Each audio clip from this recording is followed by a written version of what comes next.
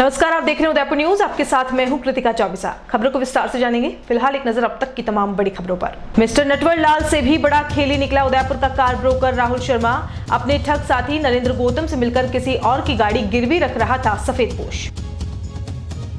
SOG ने भाजपा नेता आम कारोबारी अशोक सिंह चौहान को किया गिरफ्तार। विधायक खरीद फरोख्त मामले में थे लिप्त, परिजनों ने आरोपों को नकारा। अशोक गहलोत की नाटकबाजी अब नहीं चलेगी, कटारिया ने कहा, आरोप साबित कर दी राजनीति से संन्यास ले लूंगा।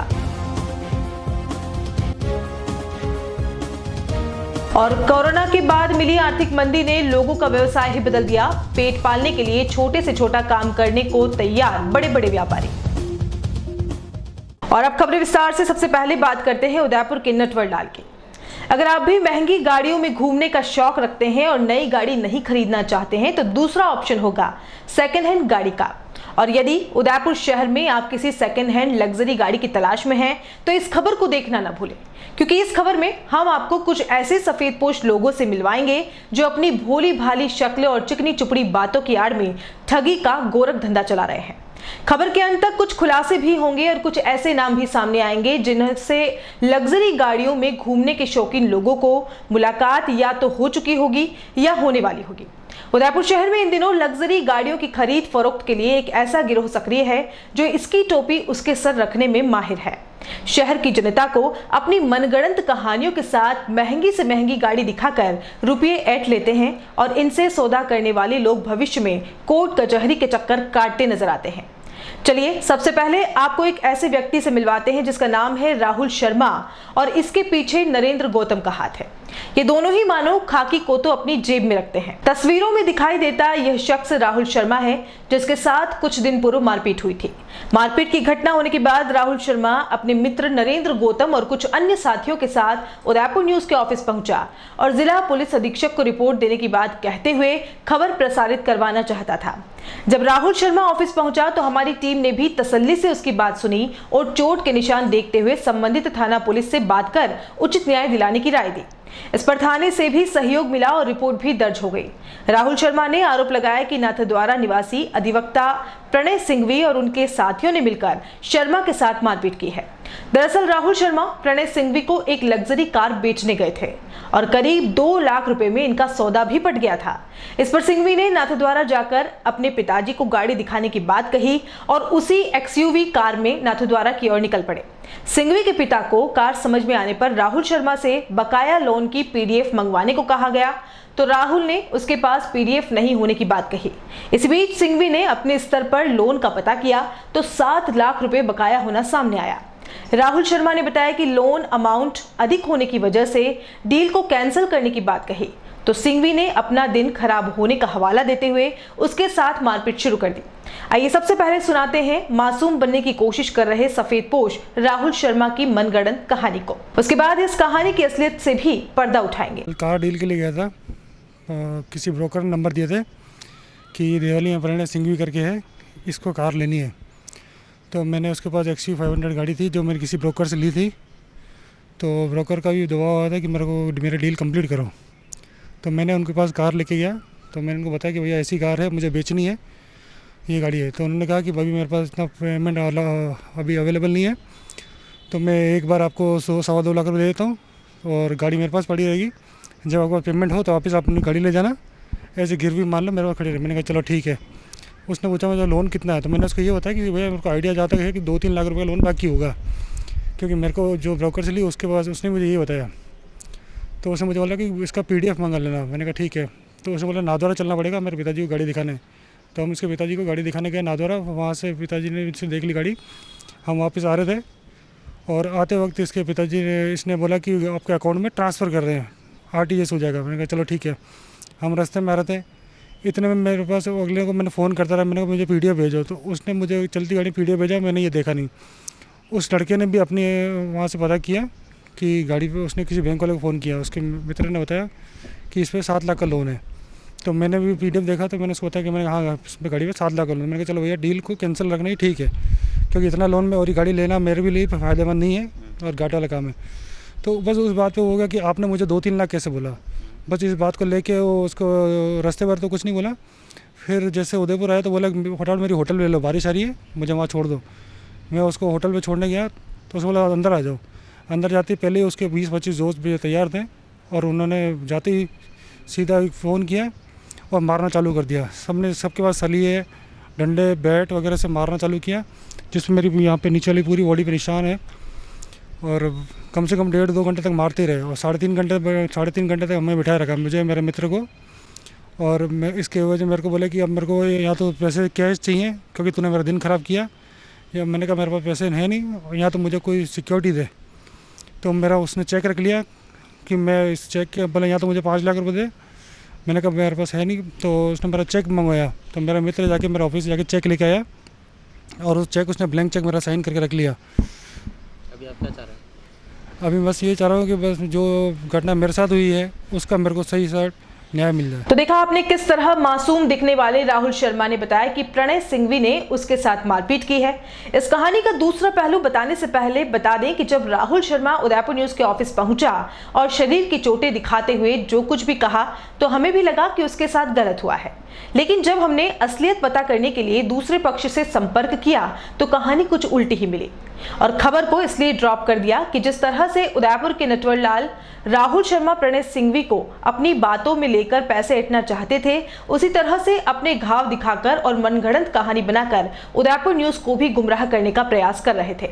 लेकिन हमेशा सच के साथ रहने वाली उदयपुर न्यूज की टीम ने तह तक जाकर इसका पर्दाफाश किया और मानवीय दृष्टिकोण रखते हुए दोनों ही पक्षों में सुलह कराने का भी प्रयास किया। दरअसल एक लग्जरी कार एक्सयूवी जिसके मालिक फराज अली हैं और उन्होंने अपने मित्र आशीष को यह कार दे रखी थी जिस पर करीब 5 लाख का लोन था। उदयपुर के नटवरलाल राहुल शर्मा कार के वर्तमान मालिक आशीष के पास पहुंचा और पैसों की डील किए बिना किसी को गाड़ी दिखाने की बात कही। उसके बाद गाड़ी लेकर प्रणय सिंघवी के पास पहुंचा और करीब 2 लाख में गाड़ी को गिरवी रखना चाहा। गाड़ी पर करीब 5 से 7 लाख का लोन बकाया चल रहा था और इसकी जानकारी भी राहुल शर्मा को थी, लेकिन प्रणय सिंघवी को गुमराह करते हुए बकाया राशि सिर्फ 2 लाख ही बताई गई। चलिए सुन लेते हैं इस कार के पहले मालिक फराज अली और दूसरे मालिक आशीष को।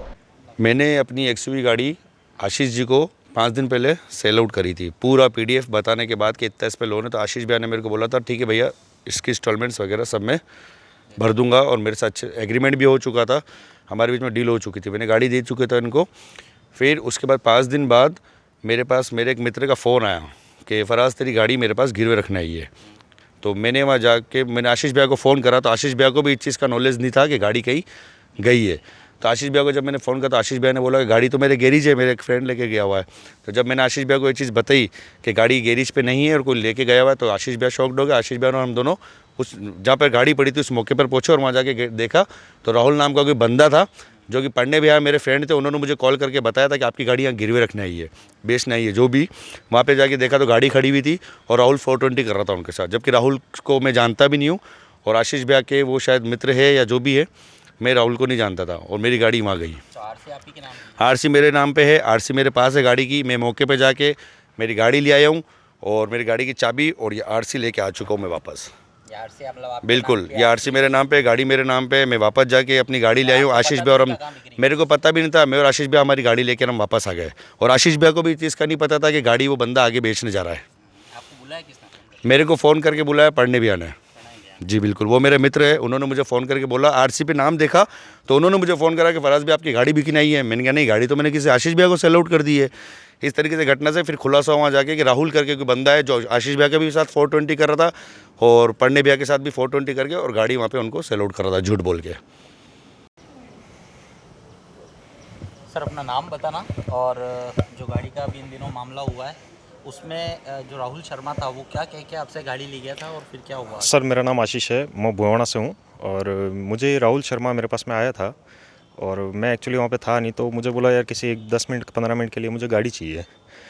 तो वो गाड़ी लेके वहाँ से गैरेज से निकला था और शाम को 7 साढ़े 7 बजे के आसपास मेरे पास में किसी का फ़ोन आया फ्रेंड का कि यार आशीष यार आपकी गाड़ी जो है RJ05 UB करके 0004 नंबर XUV है, वो यहाँ पे कोई बंदा कुछ बेचने के लिए या गिरवी रखने के लिए ऐसा कुछ मैटर सामने आया था।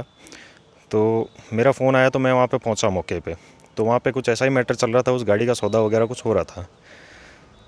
तो वहाँ पे उन लोगों के बीच में क्या हुआ वो मुझे भी आइडिया नहीं है। मैं तो अपनी कार लेके और मैं और फरहान भैया थे साथ में, और हम तो हमारी कार लेके और हम निकल गए थे वहाँ से। जब आप गाड़ी लेके गए थे तो पैसे की कोई डील करके गए थे कि इतने में बेचनी है, इतने में खरीदनी नहीं, ऐसा कोई भी मामला सामने नहीं आया था। मैंने ऐसा कुछ बोला नहीं था उनको कि, क्योंकि उस पर लोन चल रहा था एक्चुअली गाड़ी पे। नहीं, हमसे हाँ दिखाने गए थे जी, बिल्कुल जी। उसको मैंने 2-3 दिन पहले ही बता दिया था वो सब चीज़ें। कितना लोन बाकी? कुछ 5 लाख का लोन था, 1 साल पहले करवाया हुआ था, और उसकी 10 किस्तें अपने भरी हुई है, फरहान भैया के थ्रू भरी हुई है, उसमें कोई इशू नहीं है। और मैंने वो प्रूफ गाड़ी लेके गए थे तभी उनको पता था इस पे कितना लोन? जी बिल्कुल बताया था, बता दिया। और मेरे पास प्रूफ है। मैंने व्हाट्सअप किया था उनको। एक्चुअली मैंने 2 बार व्हाट्सअप किया है उनको, 1 बार छोड़ के 2 बार व्हाट्सअप। तो देखा आपने किस तरह से उदयपुर के नटवर लाल राहुल शर्मा अपने सहयोगियों के साथ मिलकर आशीष से 10 मिनट की बात कहकर कार ले गए और प्रणय सिंघवी से 2 लाख में सौदा कर दिया। यह दिलचस्प बात तो यह है कि जब राहुल शर्मा अपनी मनगढ़ंत कहानियों के साथ उदयपुर न्यूज के ऑफिस पहुंचे थे, तब इन पर भरोसा करते हुए हमने भी पूरी रिपोर्ट तैयार की थी। लेकिन जैसे ही दूसरे पक्ष को सुना तो सारी कहानी साफ हुई और खबर को ड्रॉप करना पड़ा। लेकिन उदयपुर के चार्ल्स शोभराज, सफेदपोश राहुल और उसके साथियों के हौसले इतने बुलंद थे कि इन्होंने सोशल मीडिया पर उदयपुर न्यूज के बारे में अनर्गल बातें शुरू कर दी। हमेशा सच का साथ चलने वाली हमारी टीम आप लोगों तक इस कहानी के सच को पहुंचाने के लिए कटिबद्ध है। चलिए अब आपको मिलवाते हैं इस कहानी के मुख्य किरदार प्रणय सिंघवी से, जिन पर मारपीट के गंभीर आरोप लगे हैं। जब प्रणय से हमने बात की तो पता चला कि राहुल शर्मा और उसके साथी नरेंद्र गौतम ने पहले भी कई लोगों के साथ ठगी की वारदात कर चुके हैं। बकौल प्रणय, राहुल के साथ रहने वाले नरेंद्र गौतम 2019 में कार की ठगी के मामले में जयपुर जेल में सजा भी काट चुका है और उदयपुर के कई थानों में धोखाधड़ी के मामले भी दर्ज हैं। इसी के साथ प्रणय की सजगता ने उन्हें लाखों का नुकसान होने से बचा लिया है।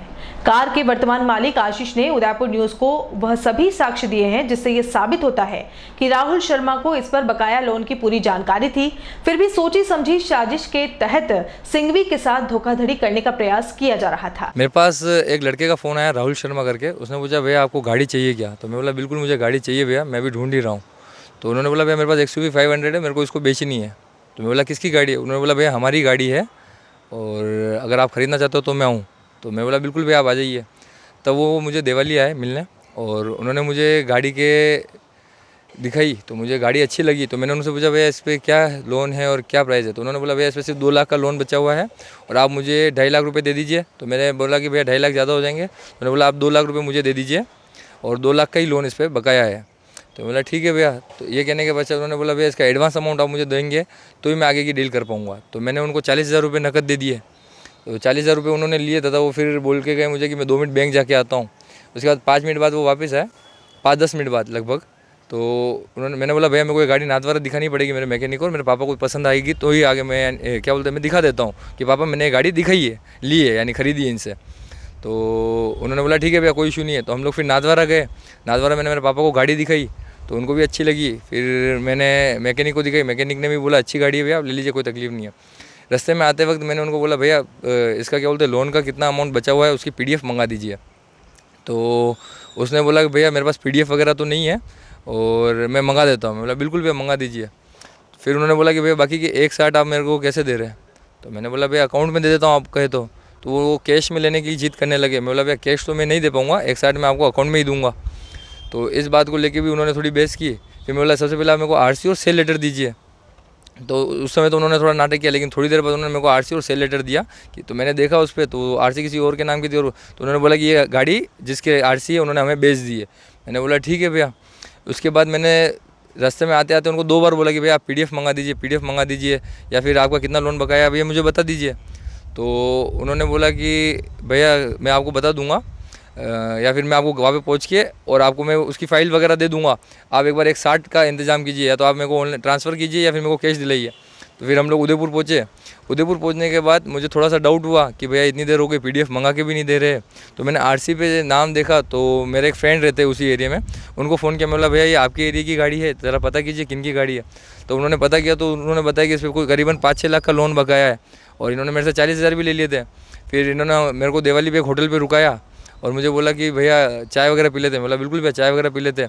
मैंने वहाँ पे बैठने के बाद बोला भैया इस पर तो 5-6 लाख का लोन है। तो इन्होंने मेरे को बोला भैया देखो लोन वगैरह तो मैं आपको और मंगा दूंगा, 5-6 लाख का लोन बाकी नहीं, खाली 2 लाख के लोन बाकी है। तो इसके बाद हमने चाय वगैरह पी, हम नीचे आए, तब तक मुझे पता चल चुका था कि इस पर 5-6 लाख का लोन है। तो फिर मैंने बोला भैया एक काम कीजिए आप, मैं कार ओनर को बुला लेता हूँ और उनसे बात कर लेंगे। तो वो जिद करने लगे नहीं। तो फिर मैं बोला मेरे 40,000 दे दीजिए और मेरे को ये डील नहीं करनी है। तो उन्होंने ये चीज़ बोला कि नहीं 40,000 रुपये भैया अभी मेरे पास नकद नहीं है और मैं आपको चेक दे देता हूँ। उन्होंने 40,000 का मुझे चेक दे दिया उसी समय दौरान, उसी घटना के दौरान 40,000। तो मैंने बोला भैया मेरे को 40,000 रुपये यानी क्या बोलते हैं चेक में नहीं चाहिए, आप मेरे को नकद ही दो। यानी आते वक्त ही उन्होंने चेक दिया था, लेकिन मैं बोला मेरे को नकद ही दो। तो उस नकद को लेके उन्होंने से और मेरी है यानी क्या बोलते हैं उन्होंने मेरे को मारना स्टार्ट कर दिया और मेरे इधर चोट भी आई थी जो मैंने आपको फ़ोटो वगैरह दी है। बस उसके बाद ओनर आ गए थे, ओनर को मैंने गाड़ी दे दी और चाबी दे दी। तो क्या मतलब फ्रॉड कर रहे थे आपके साथ? पूरा 420 कर रहे थे भैया। मतलब किसी और की गाड़ी थी और वो आके मुझे देके जा रहे थे और मैंने ओनर को पूछा तो ओनर को गाड़ी नहीं देनी थी। तो ये पूरा सीन ये था। मतलब जिसकी गाड़ी थी उसको बेचनी नहीं थी गाड़ी थी उसको गाड़ी नहीं बेचनी थी। इस पूरी घटना के दौरान वो बीच बीच में किसी को फ़ोन कर रहा था जिसका नाम नरेंद्र गौतम मुझे यानी याद है कि उसका नरेंद्र गौतम था और बार बार उस व्यक्ति को फ़ोन कर रहा था।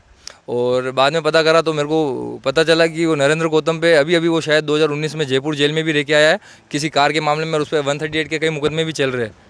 तो मतलब क्या लगता है ये सब मिले हुए ये बिल्कुल भी है नरेंद्र गौतम और ये एक ही गैंग के लड़के हैं।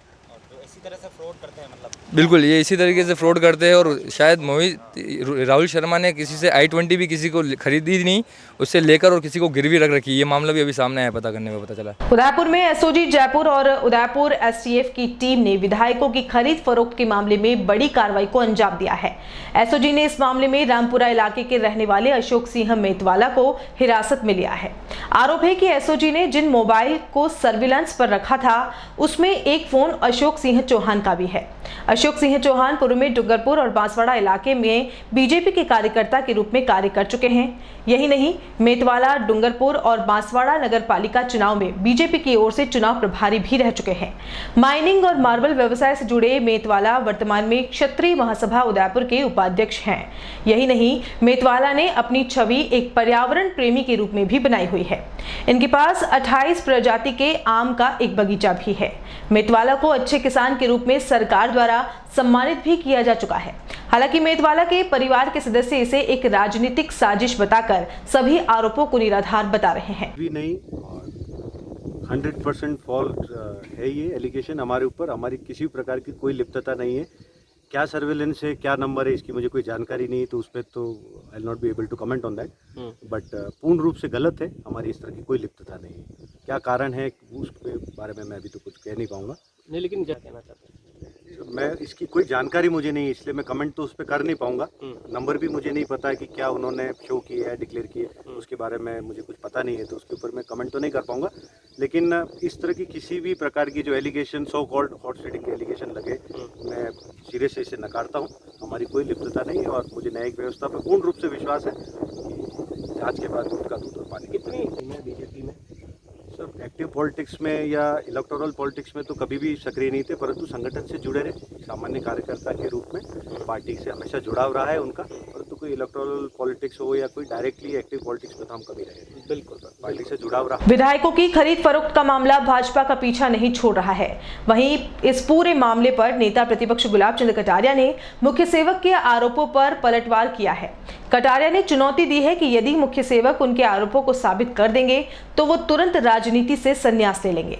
आपको बता दें कि सूबे के मुखिया अशोक गहलोत ने विधायक खरीद फरोख्त मामले में भाजपा पर बड़ा निशाना साधा था और भाजपा के राष्ट्रीय नेतृत्व के इशारे में राजस्थान में नेता प्रतिपक्ष गुलाब चंद कटारिया, सतीश पूनिया और राजेंद्र राठौड़ द्वारा कांग्रेस सरकार गिराने का आरोप लगाया था। कटारिया ने मुख्य सेवक के सभी आरोपों को नकारा और आरोप लगाया कि कांग्रेस अपने अंदर की गुटबाजी को छिपाने के लिए षड्यंत्र कर रही है। गहलोत घबरा क्यों रहे हैं? सरकार, उनकी एसओजी उनकी कार्रवाई करे, जो गलत हो उसे गिरफ्तार करे। ऐसी नाटकबाजी से काम नहीं चलेगा। कि राज्यसभा के चुनाव के समय में उन्होंने जो सब लोगों को अपने साथ मिलाकर जो ठंडे छींटे लगाए वो अब गर्म हो रहे हैं। कारण क्या कि जो आश्वासन उन्होंने दिए होंगे उन लोगों को कि हम ये करेंगे, अब करना उनको बहुत कठिन पड़ रहा है। और इसके कारण से उनका जो असंतोष अंदर ही अंदर उभर रहा है। एक दूसरा ये है कि उनकी पार्टी में ही जो आपस में माथा फूट रहे हैं। आप ये बता दो कि अगर कांग्रेस पार्टी जिसको 107 सीटें हैं, अगर वो एकजुट है तो फिर घबराने की क्या आवश्यकता है? जब आपके पास इतना बहुमत है तो फिर घबराने क्या? फिर आपको 124 वोट अभी भी मिले राज्यसभा में, तो आप तो निश्चिंत रहना चाहिए।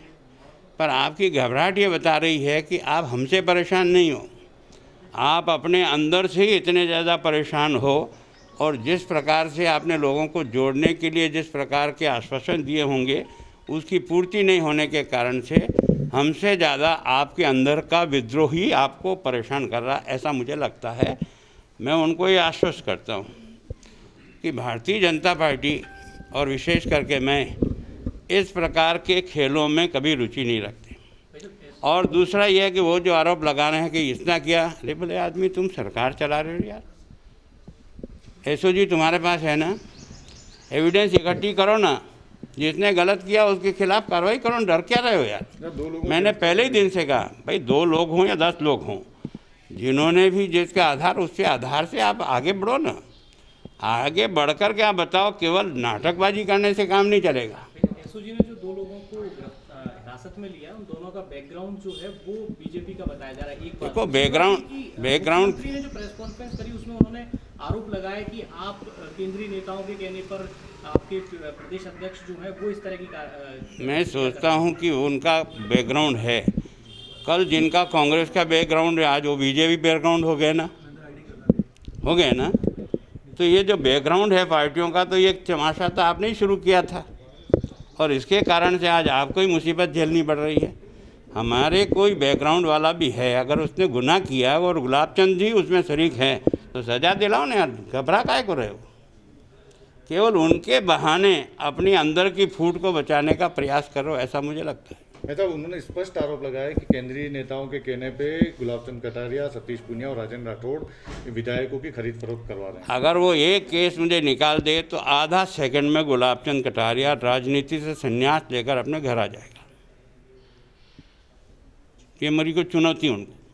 और बुलेटिन में यहाँ रुकेंगे एक ब्रेक के लिए। आप देखते रहिए उदयपुर न्यूज। हर एक का सपना होता है अपना घर, और वही सपना अब सच होगा ज्ञानेश बिल्डर के साथ। ज्ञानेश बिल्डर लाए आपके लिए शांत, सुरम्य और प्राकृतिक वातावरण में सिर्फ 22 लाख रुपए की लागत से आपके अपने सपनों का घर। प्रधानमंत्री आवास योजना के अंतर्गत 2,70,000 की छूट, free parking, modular kitchen, tubelight, fan, POP fall ceiling, lift with silent generator. तो फिर अब किराए के घर में क्यों रहना? आज ही विजिट करें royal orchid, near GBH hospital, Pratapnagar, Udaipur. Call 9352525017, 9829592574।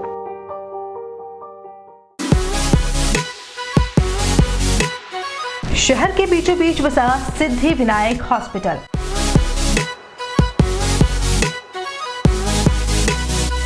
आपातकालीन सेवा एवं सभी प्रकार की जांचों की सुविधा के साथ सर्वोत्तम इलाज एवं देखभाल जो देती है आपको एक विश्वास।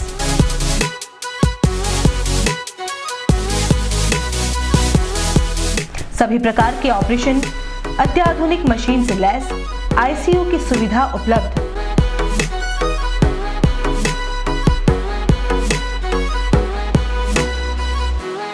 आपके विश्वास एवं मुस्कान पर खरा उतरना ही हमारा धैर्य।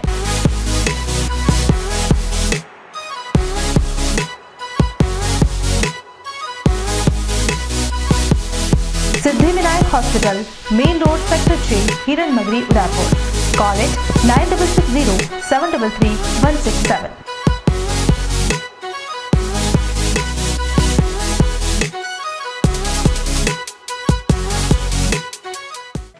Rasiklal M. Dhariwal Public School, an English medium co-educational school. Admission open from playgroup to 10th class. Dedicated and experienced teacher, homely environment, individual attention, student-friendly library, well-lighted and eco-friendly school building, air-conditioner pre-primary classrooms, digital classrooms with projectors, space available for indoor and outdoor games.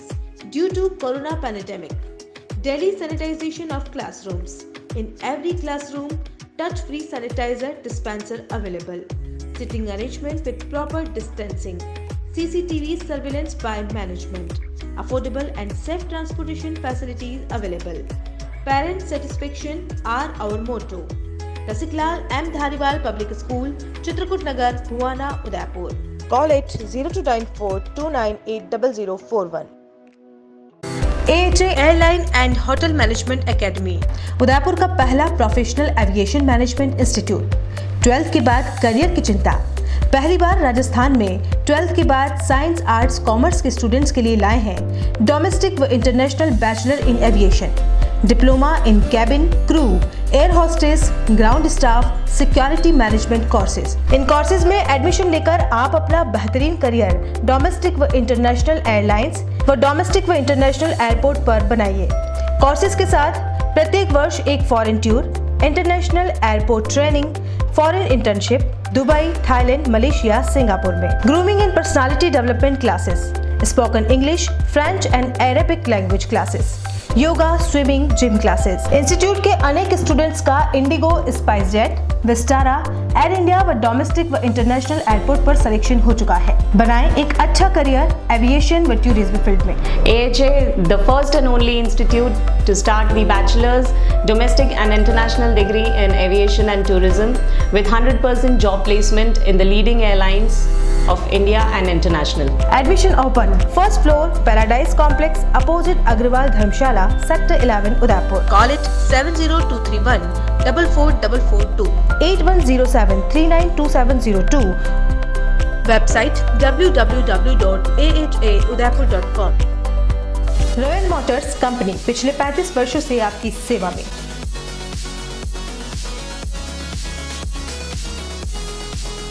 Hero MotoCorp का सबसे बड़ा व विस्तृत showroom एवं workshop.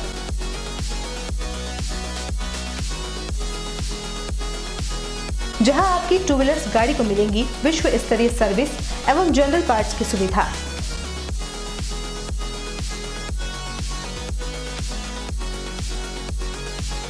Hero MotoCorp के सभी model सभी रंगों में उपलब्ध।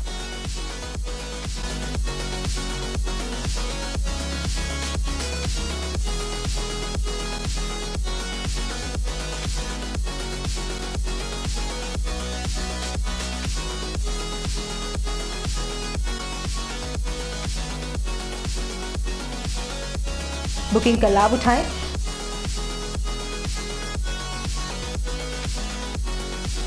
Royal Motors company 57 Panchvati Udaipur. Phone number 02942426 838।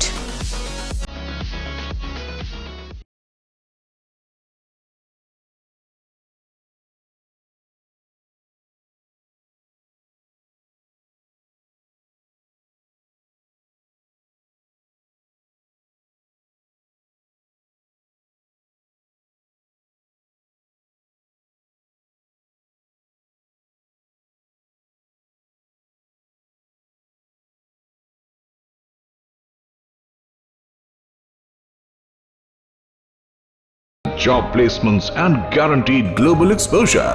International exposure of paid internship in Thailand, Malaysia, Mauritius, Singapore and Canada.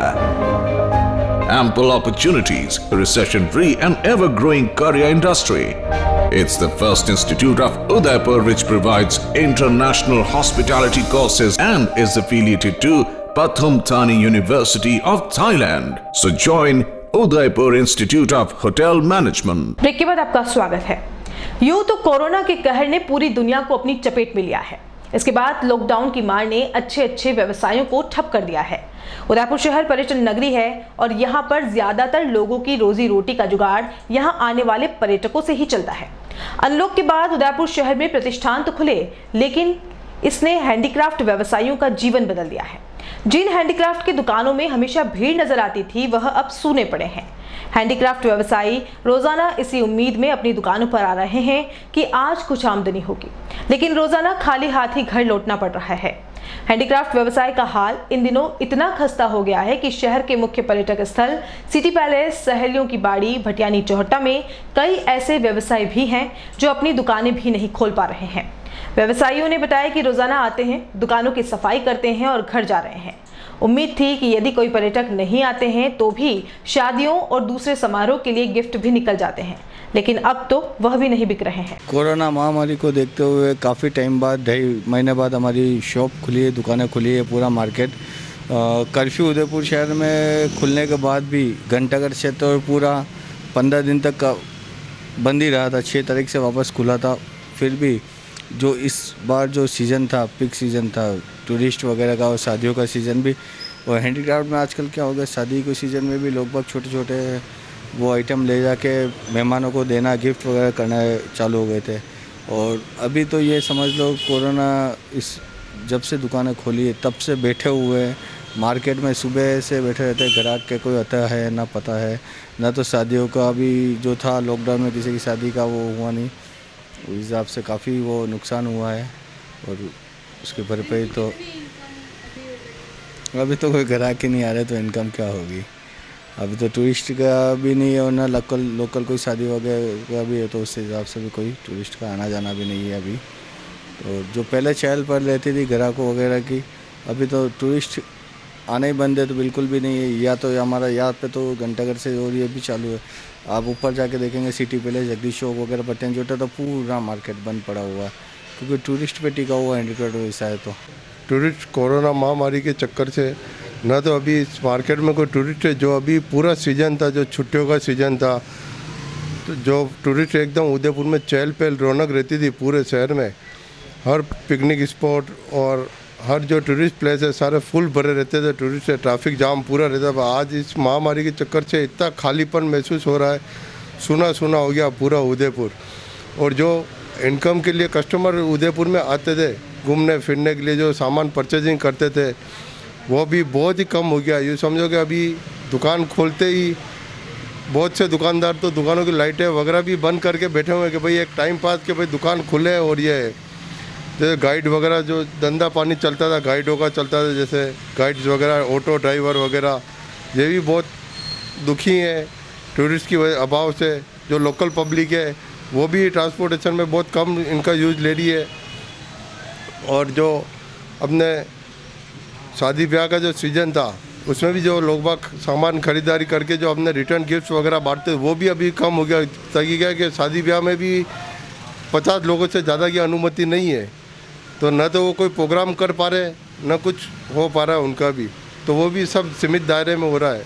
अब ये आशा यही करते हैं कि भाई ये महामारी जल्द से जल्द ख़त्म हो और उदयपुर वापस अपने रंग रूप में वापस अच्छा काम काज चले और अच्छा रहे। फ़र्क क्या है, जिस दिन से लॉकडाउन खुला है उस दिन से यूं कहीं दुकान पे बैठे हैं, खाली आ रहे हैं और जा रहे हैं।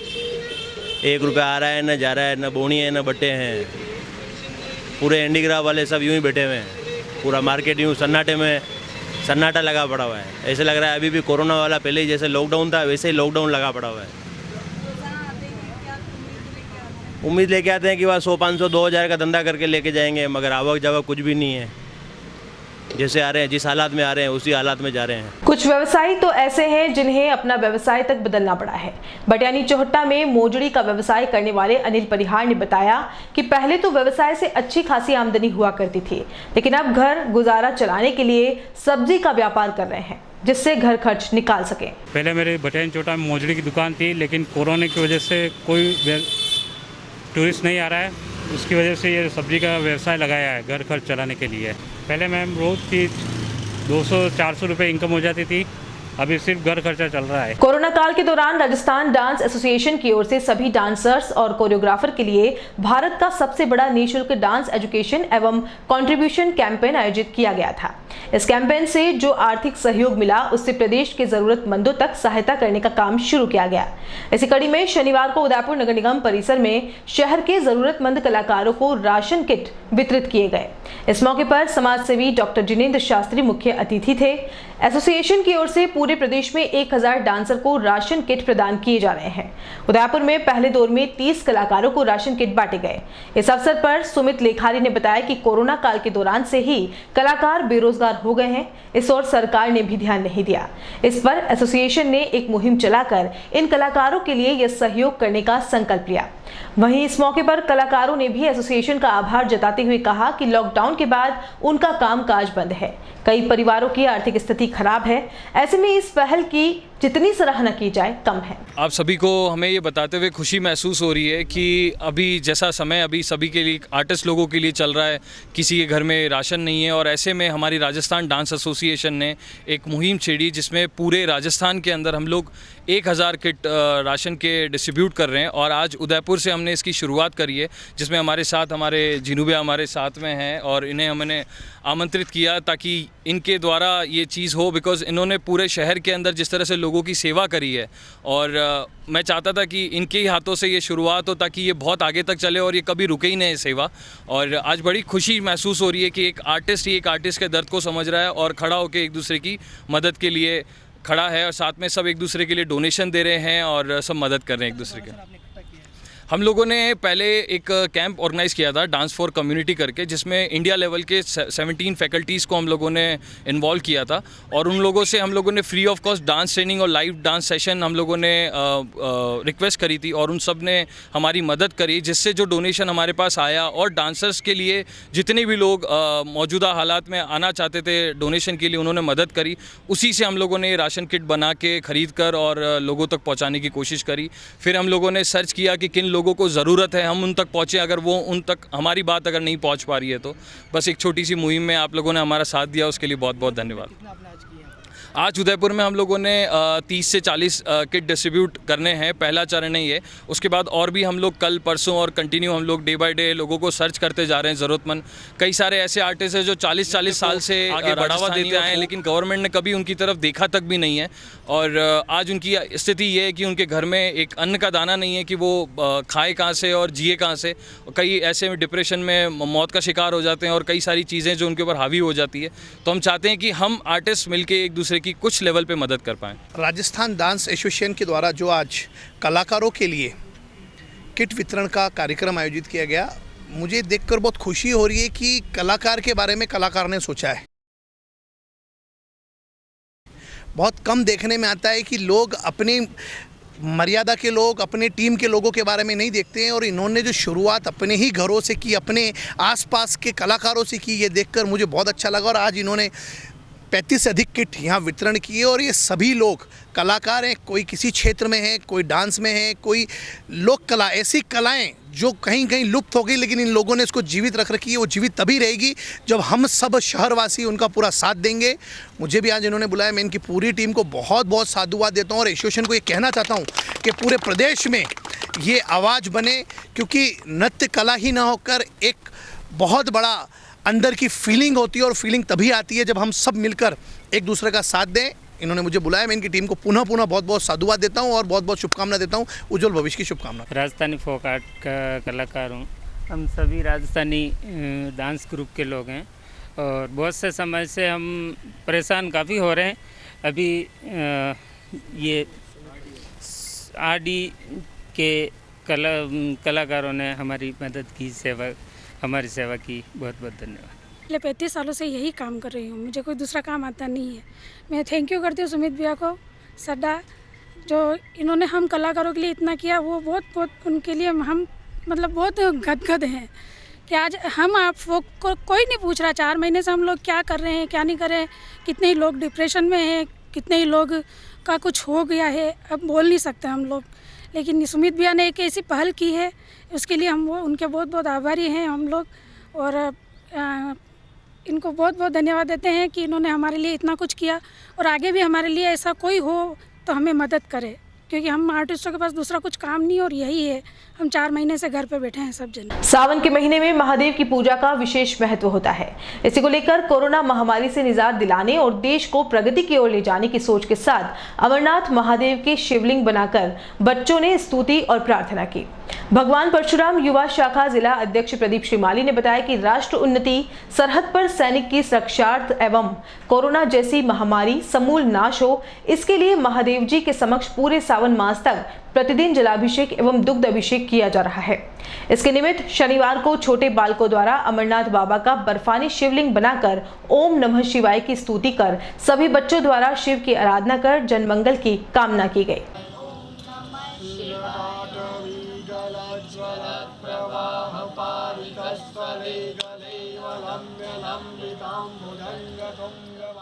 बैजनाथ महादेव मंदिर सिसारमा में 5 दिवसीय राजेश्वर चिंतामणि अनुष्ठान की शुरुआत की गई। श्रद्धालु महिलाओं ने मिट्टी के शिवलिंग बनाकर महादेव की पूजा अर्चना की। श्रद्धालु महिलाओं ने पहले दिन 1100 शिवलिंग का निर्माण किया। प्राण प्रतिष्ठा पूजन अभिषेक के बाद सिसारमा नदी में विसर्जन किया गया।